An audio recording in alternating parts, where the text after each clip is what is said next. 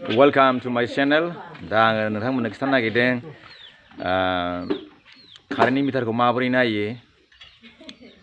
माने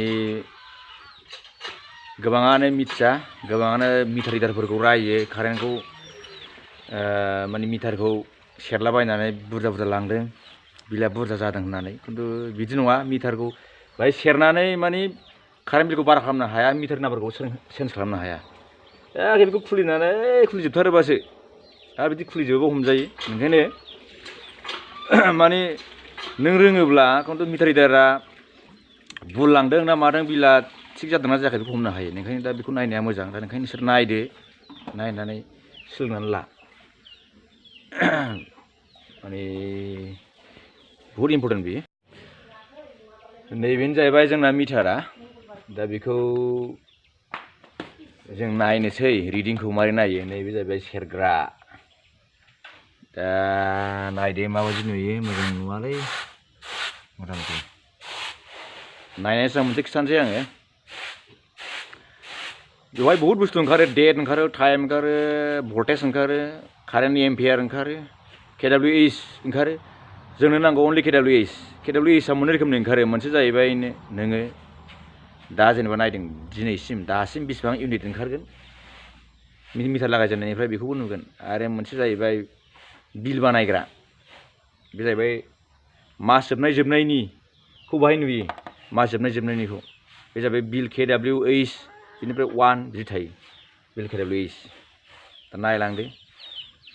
बेनिफ्राय खिन्थु बिल बानायनाया ओरै जायो, दिनै जुदि 138 मोनदोंब्ला बिनि मिनिङा जाहैबाय एखे मिटारखौ लागायजेननायनिफ्राय दिनैसिम 130 इउनिट।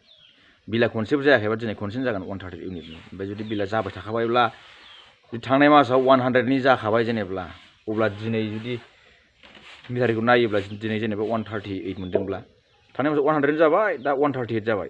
138 माइनास 100 थारमाने 38, अनलि 38 इउनिटनि बिल जागोन। बेबायदि डिफारेन्सजों बिल जाबाय थायो। नायलांदो। जोङो दा KWH खौ नागिरगोन। जोङो बै बटन सेरग्राखौ सेरबाय थागोन आरो नागिरगोन। KWH गोजौआव ओंखारगोन जोंना। सोरनाबा गाहायाव ओंखारनो हागौ, जोंनिया गोजौआव ओंखारो। KWH आ माने मोननै रोखोमनि थायो। मोनसे जाहैबाय दिनैसिमनि KWH। दा आं खय थारिखआव नायदों, जेनेबा दिनै जुदि समबारब्ला, दिनै बे समबारसिमाव दिनैसिमाव बेसेबां जादों बेनि मोनसे इउनिट ओंखारगोन KWH। बे जाहैबाय अनलि KWH ल'। माने गोजौआव KWH ल' ओंखारो, ओमफ्राय गाहायाव नाम्बार थायो। माने गोजौआव जेबो ओंखारदेरा। आरो जुदि बिल KWH, बिल H1 KWH, ओमफ्राय बेबायदिनो बायदिसिना लिरनाय थायो बिल KWH। बे जाहैबाय थांनाय मासनि अट'मेटिक, थांनाय मासाव सेभ जायो। थांनाय मासाव जाहैबाय नभेम्बर 30 नभेम्बराव सेभ जागोन। थिग बिदिनो डिसेम्बर 31 आवबो सेभ जागोन अट'मेटिक।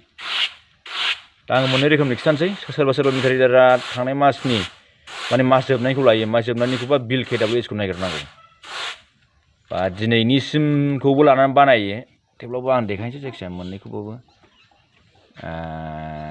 दाना सेरलांदो। बिराद बायदिसिना ओंखारलाङो माबा माबि, बेखौ लानो नाङा। अनलि KWH नागिरबाय सेरलांबाय था।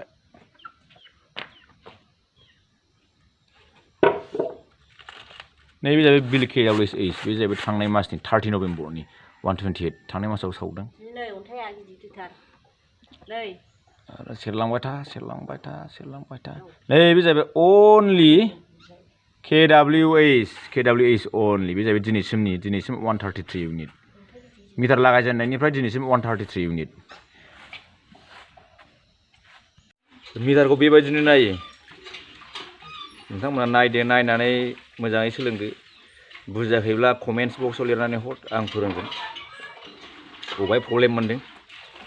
माने लाइक खालामदो, भिडिअखौ शेयार खालामदो। बयबो रोंनाया मोजां, खिन्थु बिराद इम्पर्टेन्ट बेयो। माने मिटार रिडारा भुल लांदोंबा बेखौ केस हैनो हायो।